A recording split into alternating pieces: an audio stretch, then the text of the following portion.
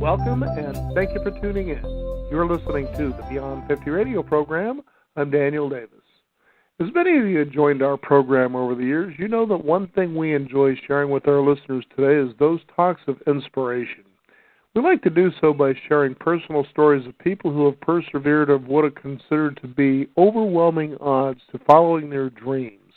But you also discover through their stories, too, as much as you may be personally finding yourself frustrated as you're trying to chase your own bliss, that this particular path isn't so much a linear one and is one that kind of weaves up, goes up and down and side to side. But with enough focus, determination, and, of course, personal inspiration, you'll find yourself getting to where you want to be. On our program today, we share such a story about a young boy who tried to kill his father with a butter knife, who was suffering severe emotional abuse and depression. Growing up with a negative self-image, our guest translated that into poor grades in school and eventually landed himself into a psychiatric hospital. But with these overwhelming obstacles and through perseverance and the help of caring key individuals that came into his life, our guest turned his life around. He started out mopping floors at a Ramada Inn before gaining admittance into an Ivy League university and later becoming CEO in a New Jersey hospital. I'd like to welcome to the Beyond 50 radio program today our guest, author of the book Moppin Floors to CEO, our guest, Dennis C. Miller. Dennis, welcome to the Beyond 50 radio program. Hey, thanks, Dan. Happy to be back. You bet. Very exciting to have you here. You know, these are always great stories because one thing people understand is you really got to stick to it. And this is for people who may have had just a pretty average and ordinary childhood, but things weren't just so easy for you growing up, were they? No, they were difficult. I mean, a lot of people grow up difficult. I grew up, unfortunately, in a abusive household, which is unfortunately far too common than we need. My dad had a lot of emotional and psychological issues, and he was mostly emotionally abusive, though physically abusive at times. And my mom, as a result, became clinically depressed and withdrawn and sad. So I kind of grew up, alone, even though I had siblings. So I really never felt connected to anybody, and made growing up very difficult, to say the least. Now, one thing that you were very consistent about, as you share in your memoir, if you will, is that you really were sticking to it as far as trying to unravel a lot of this so you can gain more clarity about, not just about who you were, to realize, these things do happen, but that you can actually keep taking one step at a time, and through perseverance and through consistency, that you can find yourself healing as well as realizing a level of life that you believe that you deserve, because it sometimes does take work. Well, it takes a lot of work. I just was very determined once I realized that life was not the way I had experienced it as a young boy and a young man, that others had, very good lives, lived good lives, and did good work and had good relationships. So I was going to make sure that I was not left out of that, and I just was determined, strong and determined, probably to say the least, to kind of do whatever I had to do to get there, including reaching out for others for help, which was very difficult for me in the beginning. I was a very proud guy, and the idea of I needed someone else didn't sit well with me in the beginning. But boy, I'm so glad I kind of got over that fear and that stigma, and reached out for help. It's the thing that changed my life. Now, I found it intriguing that you went on the career path that you did, where you were getting into healthcare administration. Now, why did you choose that direction? A couple of things, Dan. One is I think grew up was 10 years old when President Kennedy was elected, and sort of do for your country. I believe in that sort of democratic with a small d kind of a background. It was a time of turbulent change in our country, if you remember, and your listeners remember. So I didn't want to be making widgets. I wanted to do something that was meaningful in the lives of others, creating value. And through my counseling and the mentorship, came to realize that healthcare administration was something I wanted to get into. Wanted to make sure that everybody had, the healthcare they needed for their children, for their family, and it's something that I felt I would match up well with, and that's something I pursued. Now, I liked that you were talking about some key moments that you were involved with. As you brought up Kennedy, it brought me to mind about two events that were that had happened during your lifetime. And you mostly grew up around the East Coast, and that was the 1969 Musical Festival of Woodstock, as well as the Man on the Moon. Tell us about those events because they seem to be pretty inspiration for you. Well, they were amazing, and I grew up in New Jersey, and I spent my summer. Believe it or not, the summer of 1969, working at a camp for young boys and girls up in Maine, and as sort of a sports counselor. And that's one of the best summers I ever spent. But I remember, watching the man land on the moon, which was amazing. Now it goes on, it was amazing back then. And then the Woodstock thing, though I wasn't there. Everybody knew about it and heard the music, and it was just a key part of our lives for a long time. And those were just exciting times of change. And, people were changing things and challenging authority and culture and kind of looking to redefine their lives and, wanting something different than our parents had. And it wasn't a sort of a knock, per se, on our parents. It wasn't really a rejection of them, just that we wanted a different life. And, they grew up with their own values, and, my parents had their own values, and, they didn't understand my, not wanting to be for war, and they thought I was a communist, something like that. But it was a difficult time in our country. In some ways, a little similar, hopefully not what's going on in our country today with some of the difficulties in leadership. But it was a changing time, that's for sure.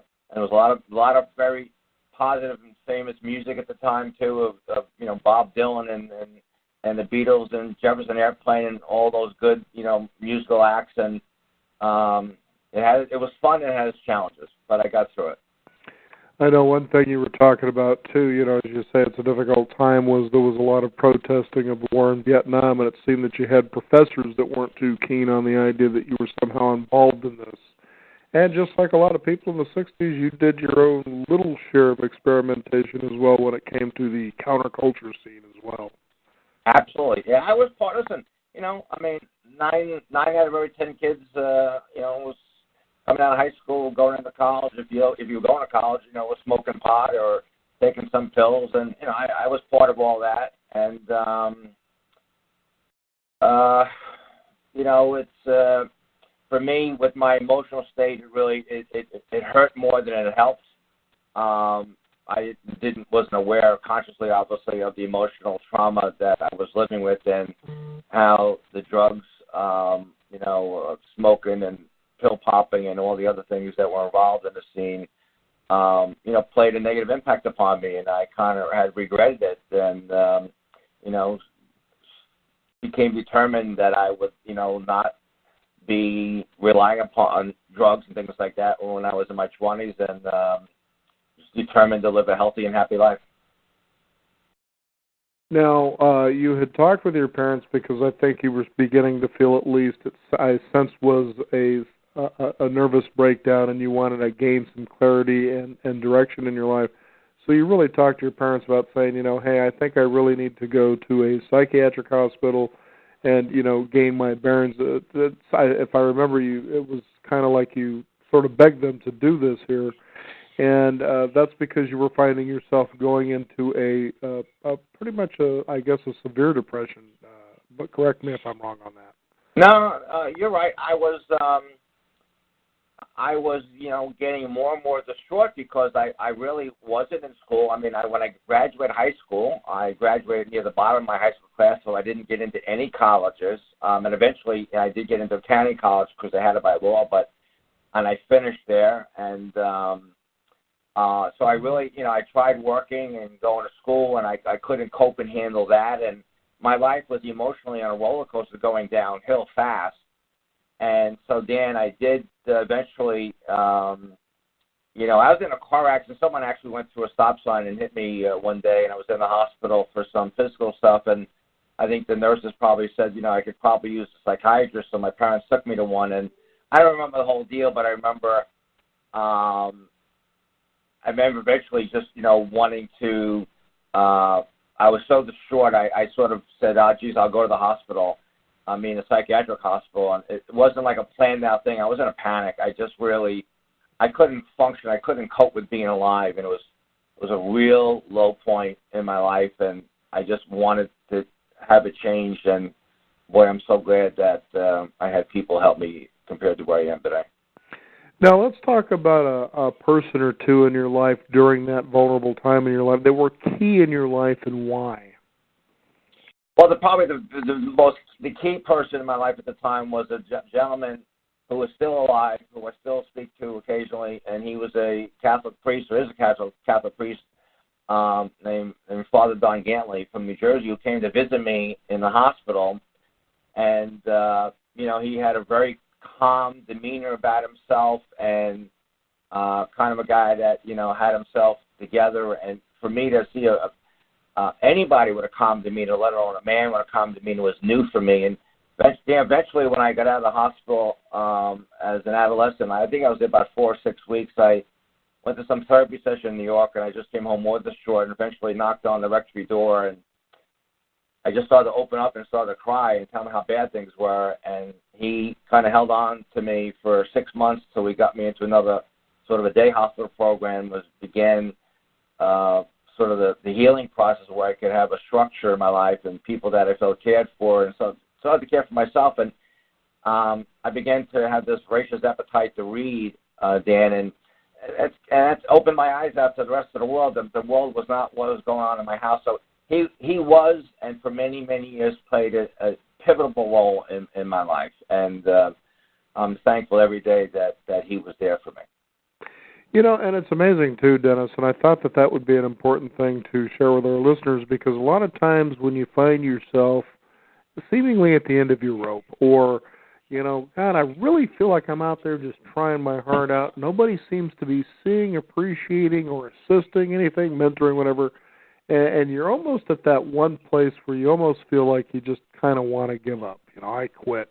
Mm-hmm. And somehow it seems, at least in retrospect, at the time you don't recognize it perhaps, or maybe you did, there's a divine intervention or grace, if you will. I was just recently watching Anthony Robbins, and he talked about that very thing, because he was pretty troubled in his childhood. People look at this guy today with an empire that stretches over $500 million and see what he's done, to be able to inspire and help people to live their dreams and so forth. But he said there was one defining moment in his life, and he says, we all have a lot of defining moments, but he says, the one that really comes to mind for him the most was a time that he was joking around in class and so forth, and the teacher actually called him aside as the class was being dismissed, and he says, I know you and who you are better than you think I do. And he says, I want you to do something for me. He says, I want you to go ahead and I want you to read this speech. And so he took a look at the speech, and he says, I'll tell you what I want you to do. If you're willing to go into this speech tournament next week and recite this speech, then we'll see if I'm right or wrong, and then you decide me what the next step from there is. And what he had realized in Tony Robbins was that he had a natural gift for being a communicator. This is why he was joking around, and he was doing most of this, as he was explaining, because there was a girl that he really liked, and this was his way of kind of garnering her attention. And he says, and as he describes this moment of what had happened, because as he was out there with the speech, he was killing it, he was winning awards, he just kept going, and realized, here was somebody that came into his life who was an inspiration, because he was pointing out the special gift about who he was. And this happened in your life, and I think what was really good for the listeners to know is how you found measured markers to keep taking that step forward, even after you have these divine experiences, if you will, come into your life. And what I mean by that is, Tony Robbins says there is nothing more valuable to a person than being able to consistently have progress in their life. It isn't the goal. That certainly gives us a direction. But he says it's progress. If you're making progress towards something, that's what gets you out of bed every day. And you think of the simplicity of that wisdom, and in your case, it was school and an education, because you weren't really so good in school because in your younger years because you were having a rough time, but school kind of gave you those measured progressive results that helped you realize, you know what, damn it, I can actually step one step at a time and get where I want to go? Yeah, Dan, I think you're right. A couple of things come to mind, certainly with the story about Tony Robbins. One, certainly I did not do well academically through grammar school and high school, but but then how can you when you're kind of traumatized or abused? It's hard to just focus on schoolwork. But as I got somewhat emotionally healthier, or at least had some support, and I could begin incrementally, taking the course, doing well, little steps like that began to dramatically increase my self-confidence. As my incremental steps of self-confidence began, and I got positive feedback from taking a test and seeing a good grade, it just kind of continued like that. And then so that obviously I went from graduating the bottom of my high school class to graduating the tops of my class at Rutgers University and going on to grad school at Columbia, which is amazing to itself here.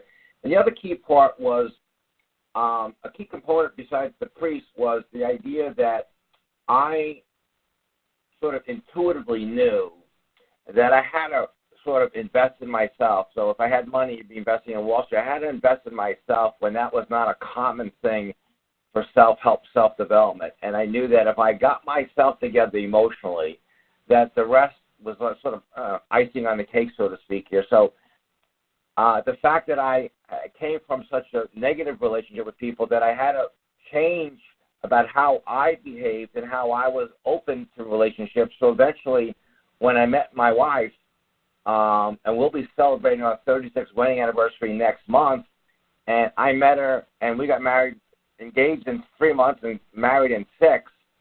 And because I went through those changes and got help and was able to have a relationship with someone in a healthy way, that changed my life for the positive. That knowing that I could love someone and someone could love me, and I felt a connection. I'm sure Tony would say the same thing. When you feel a connection to other people, it's empowering. When you feel disconnected is when you feel kind of trapped and lost, and things happen and you lead to addiction and other aspects here. I felt a connection, and feeling a connection to someone else, or maybe even feeling a connection to myself, Dan, was probably the other most important thing in my life. Very well said, too, because too many times people might embark on a path where they want to change their lives. They want to experience more in their lives, especially when it comes to things such as what can be considered success. And I think a lot of times, and I've certainly challenged this on the program, the way we view success here in America seems to be about all this rags to riches nonsense and how much, the toys and so forth. And I say, if you can begin to break these habits, which aren't real hard to do when you realize where those habits came from in the first place, and find that authentic, genuine self, as the late Bruce Lee would say. He would say, learning to authentically express yourself is the hardest thing to do. And, but if you're willing to work at it, it leads you to a life that just will simply amaze you, because you realize this all came out of me. I can't believe this is actually happening. I'm not doing it because somebody said this is what I see in you, although that's not a bad thing, but that it moves you forward. And I think where I would kind of like to take this conversation a little bit, because as you got through your education, you found yourself in the healthcare system. And this is one of those big cornerstones, especially when it comes to American presidential or political debates. It's always talked about, but nobody promises anything, and it's still a mess. And this creates a tremendous amount of uncertainty here in America with a lot of people, especially those who are uninsured and, who can afford to be this day and age. But I kept thinking as I was reading this, wow, this is somebody I would actually like to talk to about, when it comes to our healthcare system, because you became a CEO within that system, so you really knew the in and out. So kind of give us, if you can, a background of your experience when it comes to this particular administrative system. Okay, yeah. So I spent about 25-plus years in the healthcare system. I really started in sort of understanding healthcare finance. So I worked my way up, became a chief financial officer, and then I became the executive vice president, chief operating officer of a major medical center in New Jersey. And then for a number of years, actually 7, I was a corporate executive overseeing a consulting practice for healthcare clients and hospital clients. And then I became the president and CEO of a major medical center in New Jersey and a healthcare foundation. and served on many healthcare boards, including the Center for Health Affairs and things like that. And I was on the board of the New Jersey Council Teaching Hospital. So I got to know how the system works internally. And I have my perspective on it today. I listen to sort of the political language here, and it's sort of just this it's just tribal talk. Here's the situation we got. And we always talk, it's either the left or to the right, and we rarely talk down to the middle. So here's my thing about healthcare. We spend about these are facts, about $3.2 trillion a year on healthcare in this country. That's not just corporate spending, government spending, or personal spending. A total spending in healthcare, $3.2 trillion, which studies show comes out to almost $10,000 a person. So we're spending a lot of money. Now, we don't always get the results we need. If there's no place in this world, if I had a serious illness like cancer or heart, I'd want to be in this country, and the people come here. But obviously, if you don't have the funds to buy an insurance policy or don't have the funds to pay for it, you don't have access to health care. And so we have a value question here. Certainly we've got a great healthcare system, but if you can afford it, and what do we do about the millions of people that can't? And I just have a difficult time what has been proposed by the Republican Congress right now, the American Health Care Act. I know they want to, listen, we all want to balance the budget. I don't see so much debt out there, and we need to be focusing on our total, budget in the nation's capital. I get that. But if you have a country and you are leaving out millions and millions of people, listen, millions of people are going to suffer, not have health care. My brother could be one of them. The question is, what's our values here? We believe in public education, right? We believe that people should get an education. What value do you have, if you don't want? If you have a single mother who has a sick child, how do you not want them to get health care? And when you say, well, they can just go to a hospital. Here's my situation. So I worked at a hospital. I ran them. I have to pay for employees. So if you come to the hospital and you don't have insurance to pay for it, we got to take care of you, and we should take care of you. But who pays us? And what happens is everybody else pays. And so we have this situation where it's like one side wants the government to take care of everybody, which is not realistic, and the other side wants everybody to take care of themselves and no government interference. And you need a little bit of both here. We seem to have lost in some type of American compassion. Isn't that what made us great to begin with? All these right. I was walking around my neighborhood today, and I'm seeing different cultures here from India and other places, and different faiths, and I see how people look at them. I'm like, geez, 100 years ago, my grandparents came over from Ireland, and they had their challenges, getting into the society, and others did from other parts of the world, and that's who we all became. And there's something about just this lack of compassion we have. And so, healthcare is forget whether it's a right or a privilege. If your kid is sick, they're sick. And so I think it's just we're out of whack with our priorities we're out of whack. And it gets complicated because it's the only thing in our country really that we expect someone else to pay for. So, we have some personal responsibility for this, and I don't know the time and everything of the show, your listeners here, but it's complicated. I mean, the reason we have an employer-based healthcare system, for people that don't know, is because back during World War II, the National War Labor Board froze wages, so the way to get around it was benefits, which was cheap. When someone else pays for something, prices go up. When somebody else pays for something, so though Medicare, which I am eligible for, I just have a part of it because I still have private insurance. When Medicare was a good thing, but it drove prices way up because now providers knew they're going to get paid, so it really increased the cost of health care. And so our healthcare system is just so expensive, and yet it's an economic model. So as you cut back payments to providers, it impacts the economy. It's a balancing act here. We need to talk to our middle. We can't be talking to the left where it's all government and to the right where it's no government. It's a balance act. We have some responsibilities ourselves here. We don't focus on preventive health care. We get people diagnosed in stage 4 of cancer, and it may be too late or too expensive. We do a lot of things well, but we do a lot of things wrong. We want someone else to pay for it, it's not reasonable. We have a responsibility as individuals. We should be paying for people to be wealthy and healthy, not for when they're sick here. There's a lot of things we could do differently. But I think we're coming to the point that someday the only thing that's going to work is a one-payer system like Medicare for everybody. It's the only thing that's going to work because we're spending so much money on things that aren't healthcare driven. We're spending so much money on people billing and collecting and compliance and filling out forms and reports. Ask any physician in their office how many people they got there just doing bills, how much money is going to an insurance company. And there's some great insurance companies in this country like Horizon Blue Cross. I think New Jersey is a model for what healthcare insurance companies should be doing. They're efficient. They're effective. They collaborate with partners and providers and employers and individuals. But, you know, we're out of balance here. We are spending too much money as a culture on it. Why is it that every time we have an election, we're talking about health care again? It doesn't go on. And it's interesting, Dan, that if your readers look about sort of the, you know, healthcare outcomes, national healthcare outcomes or international healthcare outcomes, around the other countries of the world, they actually have better outcomes and life expectancy and everything else than we do, and they spend less money.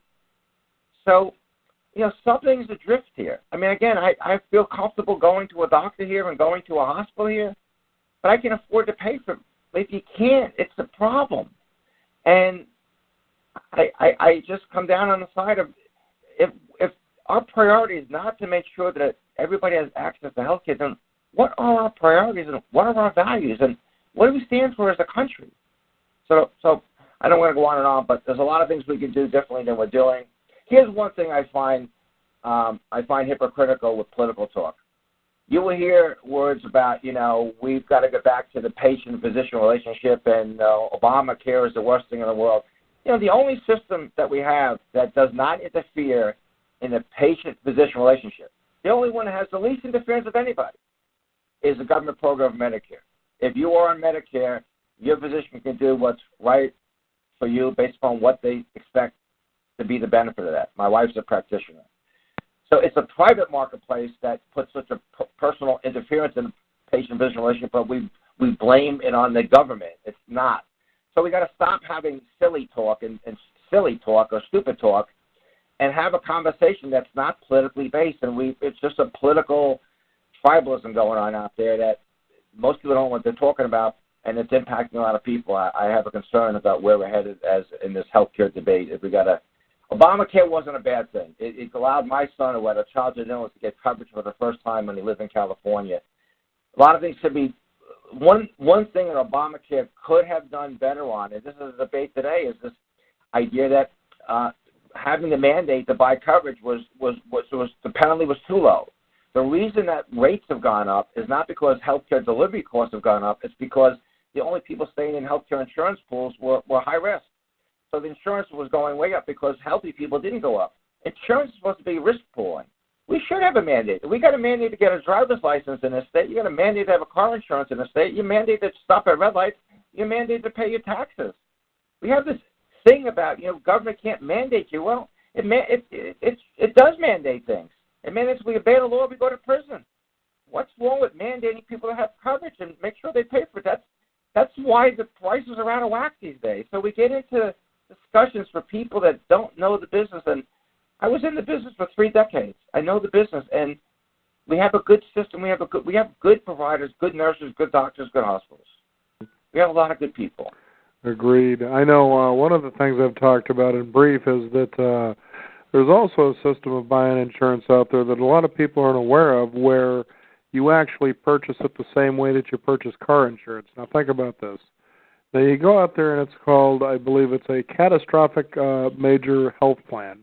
And basically it's got a extremely low premium, something like you can go as low as, I actually talked to a gentleman, he was in his 60s, and it was like $35 a month.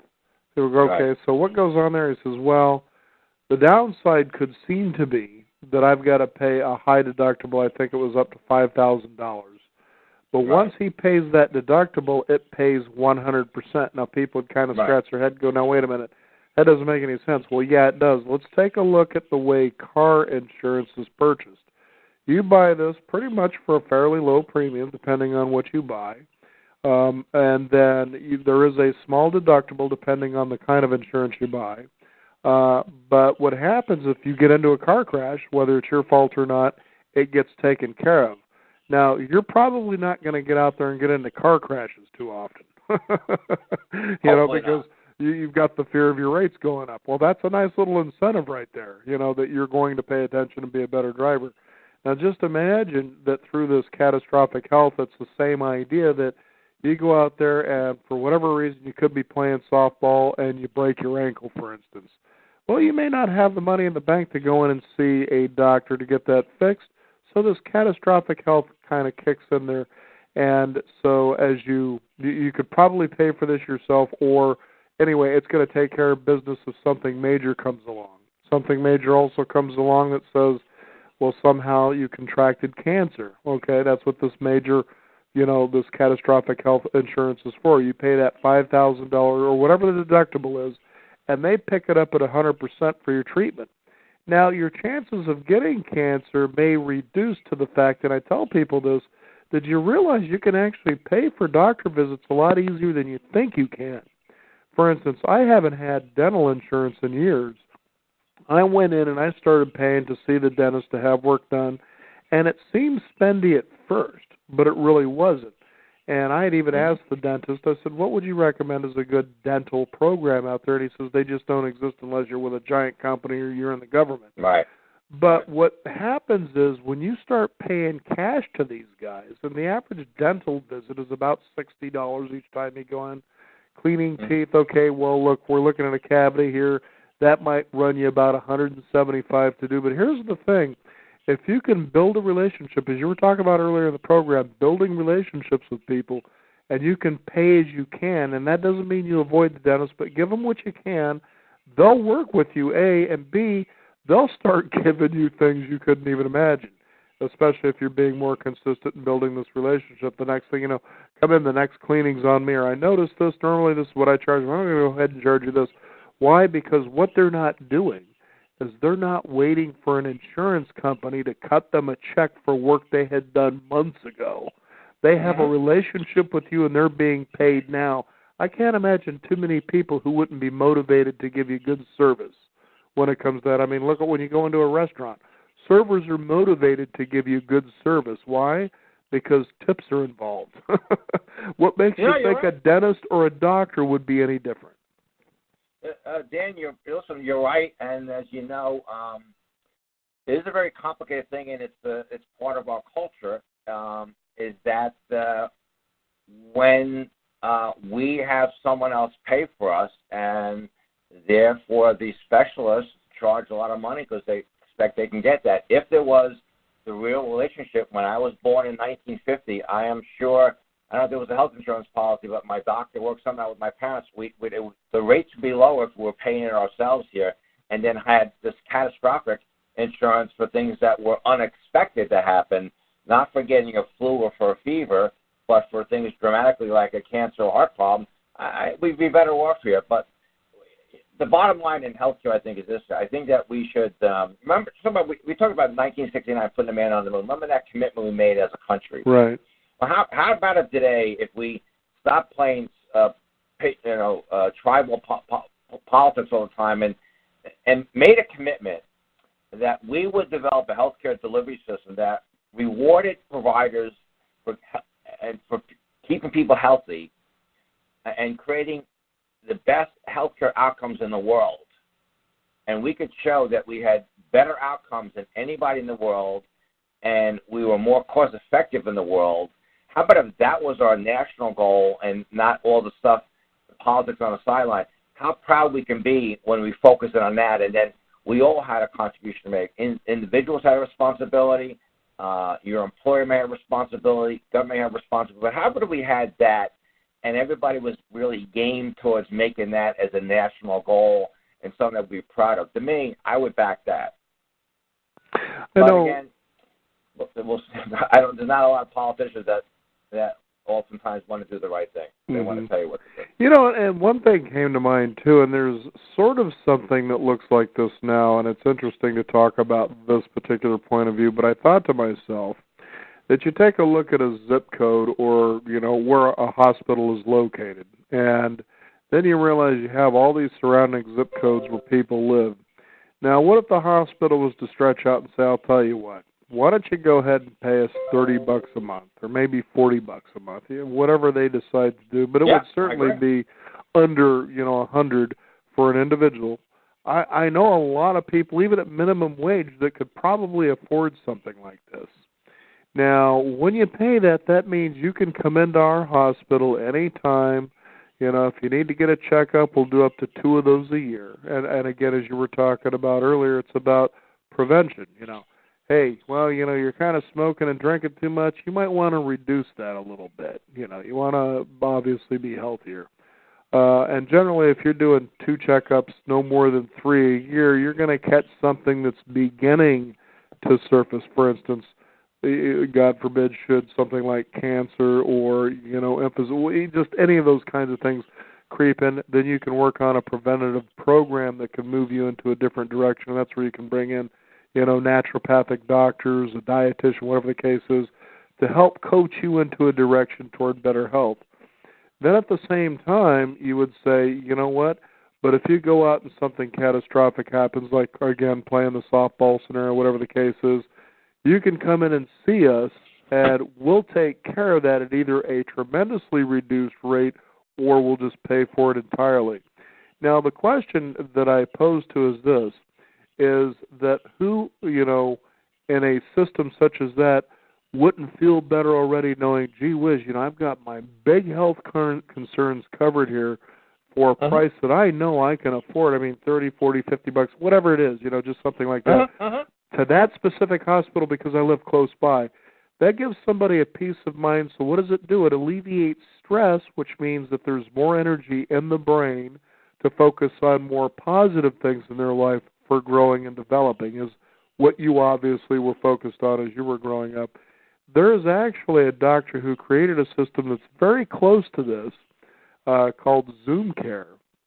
And he's done this very thing where, you know, if you want to come in and see a doctor, and, you know, don't quote me on the prices, but you're seeing these things pop up all over the place. You know, there's the medicine, so this and that and the other, you know, $90, you come in and see us, boom, you know, and here it is. And then, and it's just amazing how doctors are beginning to take into their hands this direction we're talking about. In other words, keep the government out of it because, as you've talked about, especially in your book, I think I got tired of just looking at the bureaucracy of administrative cost, which is where most of this money goes anyway. It's the same thing in our public education system. Most of that money, they always need money. Well, no, what you need to do is eliminate all these goddamn administrators. Then you'll have the money for the education. Get rid of these people. They're not doing anything. So. Right. Well, but, you know, Dan, you are actually solidly onto something because I've talked to a colleague of mine who is the president and CEO of one of the largest healthcare systems in the country, you know, his name is Barry Ostrowski. He's the president and CEO of what's called RWJ, Robert Johnson Barnabas Health, and it's a multi-billion-dollar company and with about 30 to 40,000 employees. And he sees it going to the point that, you know, whether it's the payer or the government will give him ahead of time for a year X amount of money per person. And it basically says, listen, here's what you're getting. So you're going to get fixed income. You got X amount of income that you can get through. And then your responsibility is to work with everybody in the community, keep people well. I think that's what it is. There's stress on people paying the bills in healthcare. I think you're onto that. I think we can have a better system, but we have to have a conversation about it. And you notice one thing that's lacking in today's healthcare debate in Congress. There's no hearings where you bring in experts, real experts, not political experts, experts from Intermountain Healthcare, Mayo Clinic, Cleveland Clinic, you know, Morristown Medical Center, or you know, UCLA Medical Center, or you know, MD Anderson, all the great places. You don't hear anybody talking to health director. How do we make it better? And there is a way of making it better, but everybody's out to score political points. And now one's individual philosophy, whether you are to the right, to the left, or whatever, crowds it all out. And we just want to, be elected and have the loudest voice. And yet, look what's going on today. There's not a damn thing getting done for anybody in the country right now. Nothing.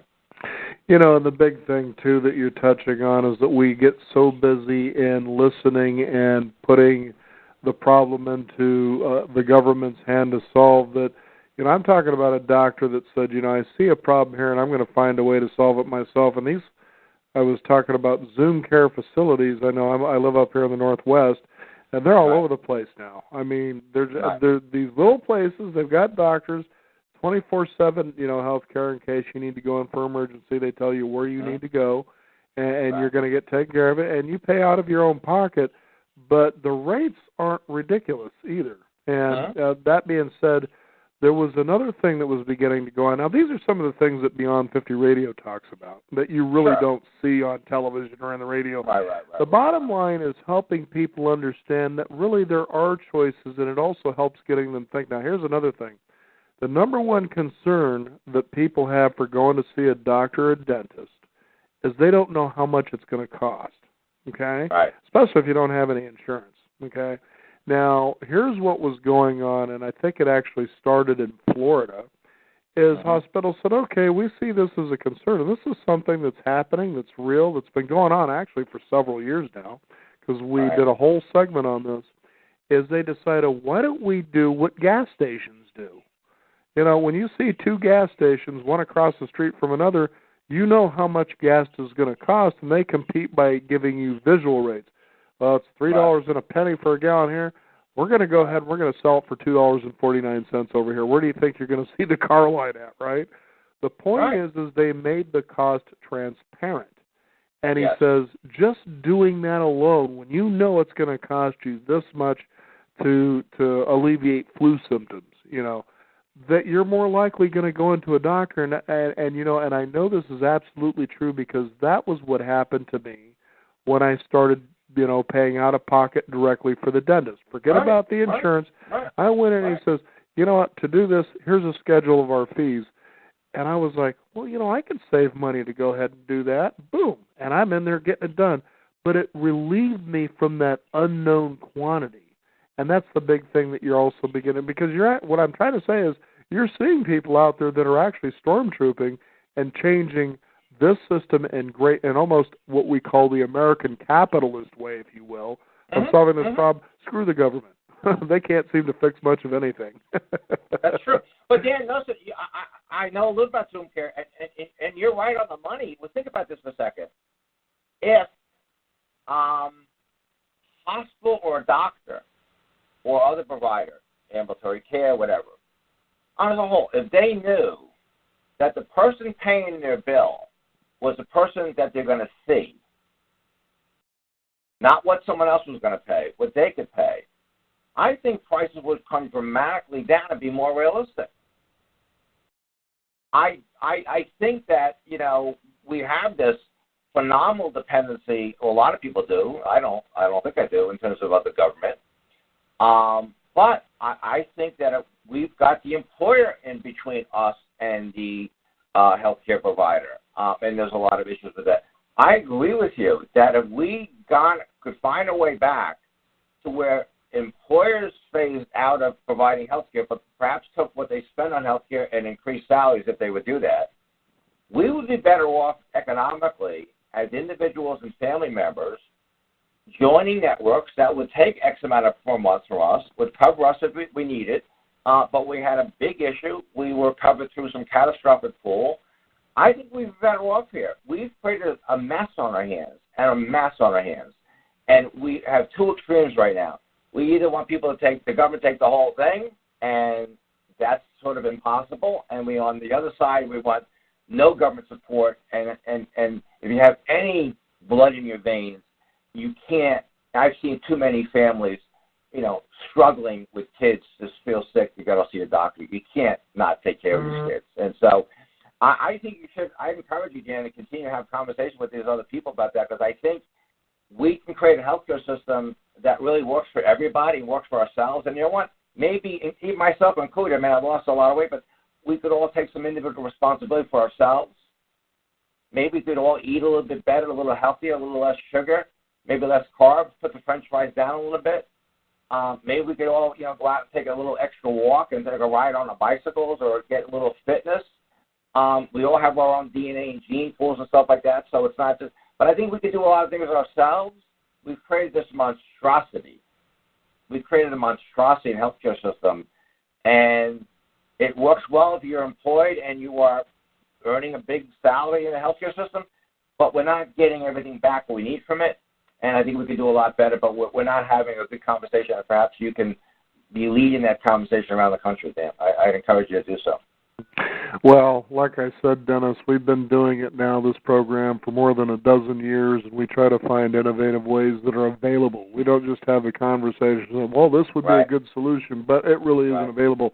We actually have conversations with things that are available right now. Here's another interesting one that I wanted to share with listeners, and this was just probably about 2 or 3 years back.